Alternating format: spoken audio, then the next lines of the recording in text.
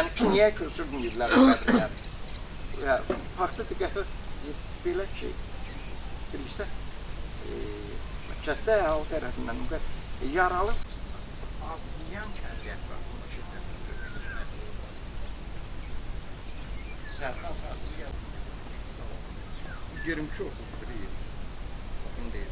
18-ci il olduğunu Güney Qurtuluğu. İnanılmaz demək ki, burada Artiniyan məğlub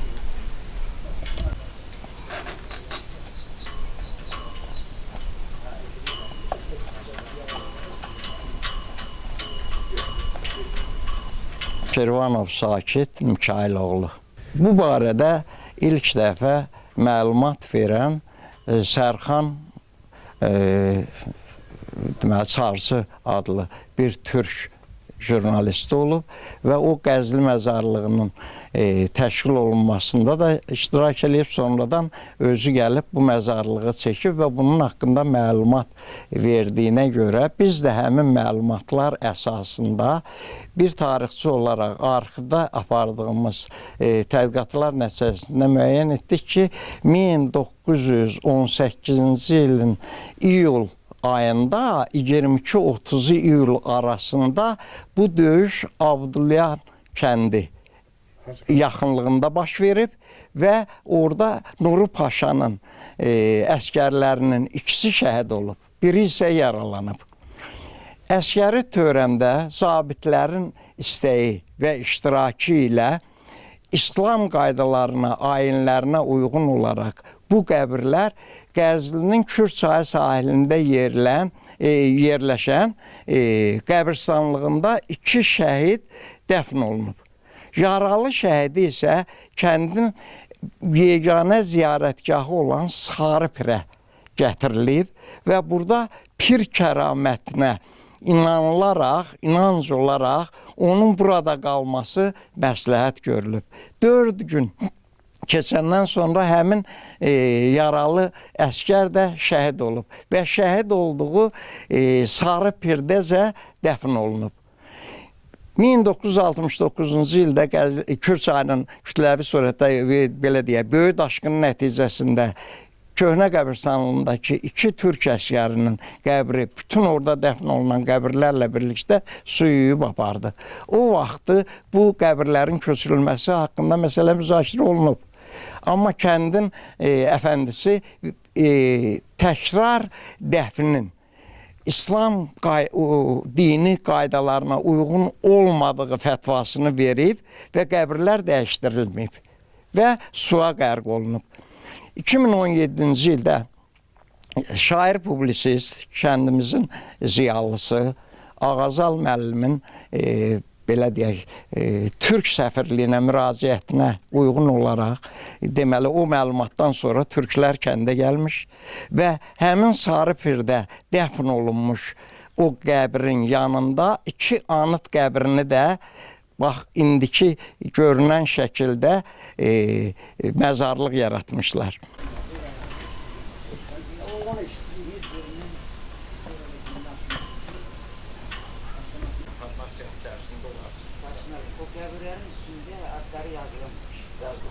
Mən indi öyrənə bilərəm onu.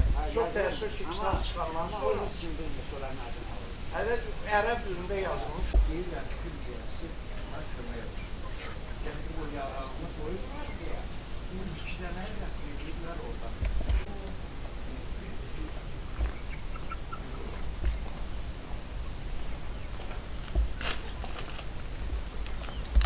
Biz buradan əvvəlkən yox, biz elə qədimə bax, qədim həm faydaları, mən səmimi deyim, arxım otuyanlardan 20 yaşa düşdü.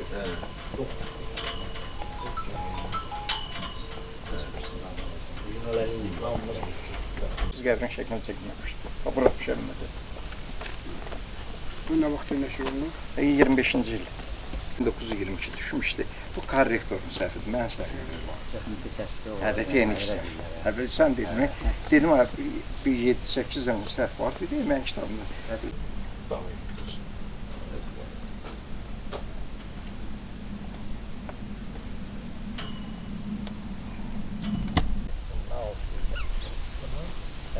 Bu kitaba yox. Sadəcə bunun materiallarını yazmalı. Mən lazımca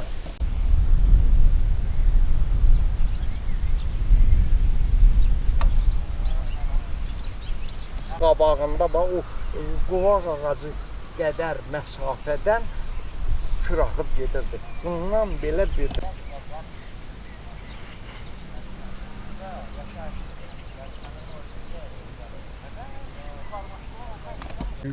Əkbərov Ağacanoğlu, Qəzli kənd sakiniyəm. Hələ uşaq vaxtı nənəmdən eşitmişdim ki, bu ərazilərdə müharibə gedəndə Nuru Paşanın ordusu öz qoşunları ilə gəlib bizim cəmaatı xilas edib ermənilərdən, erməni qəsbkarlarından və həmin vaxtı 3 türk əskəri şəhid olub və onu da dəfn ediblər burada. Biri burada dəfn olunub, ikisi bu Kürün qırağında dəfn olunub. Bayaq Sakit müəllim də qeyd elədi. Öyle o vaxtdan fikrim dedim, yəni bu türk əskərlərinə qarşı ümumiyyətlə bizim kənd əhalisinin çox hörməti var. O cümlədə mənim özümün də xüsusi hörmətim var. Türk əskərinə, türk şəhidinə. Sonralar eşitdim ki, bu Sovet dönəmindən sonra 2015-ci ildə türk səfirliyindən araşdırma aparırlar. Harada türk şəhidləri, əskərləri şəhid olub. Mən də məlumat verdim, 2015-ci ildə məlumat verdim ki, bəs bizim kənddə 3 türk əskərinin şəhidi olub. 2016-cı ildə yanvar ayında gəldilər türk səfirliyindən. Məni evə dəvət elədim kənd ağsaqqallarında, türk səfirlərindən gələnləri də təxminən 20 nəfər yaşlı ağsaqqallardan, ağbirçələrdən toplamışdım evə. Onlar danışdılar və biz qeydə aldıq, biz də qeydə aldıq, onlar da qeydə aldılar, video çəkiliş elədilər. Bir daha təsdiqlədilər ki, həqiqətən bu kətdə 3 nəfər türk əskəri şəhid olub. Mən də onların yerini öyrənmişdim, bilirdim ki, ikisi Kürün yanındakı qəbirstanlıqda olub, sonra Kür aparıb, qaya yuma nəticəsində bütün qəbirstanlıqla birgə o türk şəhidlərin qəbirləri də Kürə gedib.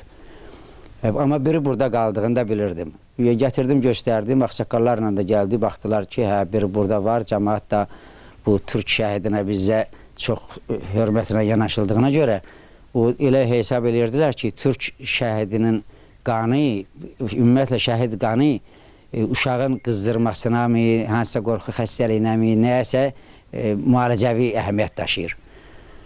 Ona görə gətirib ziyarət edirdilər.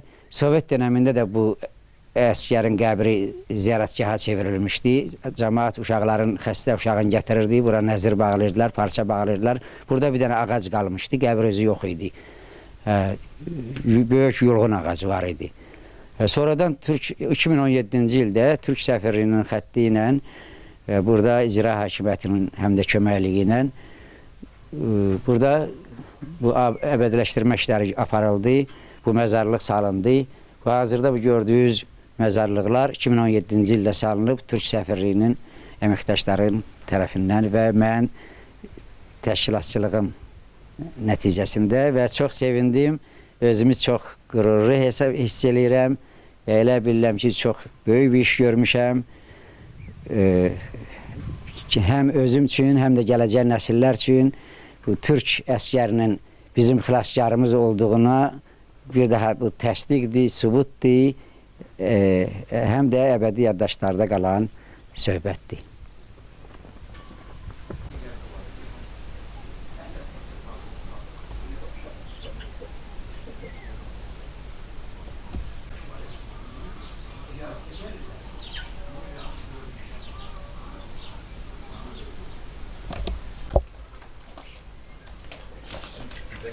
Her şey yerimizde, biz onu